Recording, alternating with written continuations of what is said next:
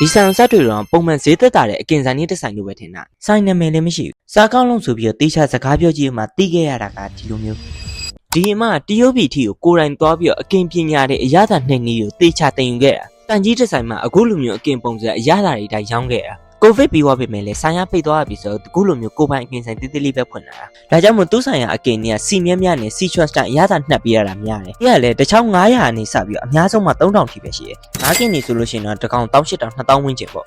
မင်းမျိုးကတော့အရင်များဆဆမရှိဘူးအသီးရက်တွေရောအသားရောပေါက်မှာ15မျိုးမျိုး20လောက်ပဲရှိတယ်အကြိုက်ဆုံးကတော့ဒီအစီနဲ့အသားမျှပါတဲ့အမဲစီပို့တာဒီအမဲစီပို့တာဆိုတုံးဆိုင်မရအောင်သူ့ရဲ့အကင်ရတာအရသာထီထီမိမိနဲ့နည်းနည်းလေးဆက်တယ်ပြီးတော့အပေါ်ကနေအမားလာမှုန့်လေးဖြူပေးတာပြီးတော့ဒီဆိုင်ရဲ့အချင်းကလည်းထူးကြတယ်အရေးခက်ကြိတ်ကြိတ်နဲ့အရသာခပ်ပေါ့ပေါ့လေးပဲသွားတယ်ငါးကင်ကတော့စီချွန်ရတာမဟုတ်သူကကချင်ရိုးရအရသာနှက်နေပဲနှက်ထားငါးကင်ကလည်းမခေဘူးလုံးဝဒီတိုင်းကင်လာတာမှငါးခဲပဲအရသာလိုမျိုးထွက်တာပစုံကင်းမွန်လို့ပင်လယ်စာတွေရောနည်းနည်းလေးရတာရှားတယ်သူတို့တင်ပေးတဲ့ရက်တောင်မှစောစောလေးသွားပြီးလက်ဦးမှုယူနိုင်မှာစားရတာပြီးပုံမှန်ဆိုလို့ရှိရင်ဒီဆိုင်ကပါဆယ်ပဲရောင်းတာများတယ်အခုလိုမျိုးခုန်ခင်းပေးတာလည်းတော်တော်လေးရှားတယ်ကျွန်တော်လည်းပါဆယ်ပဲစားနေကြ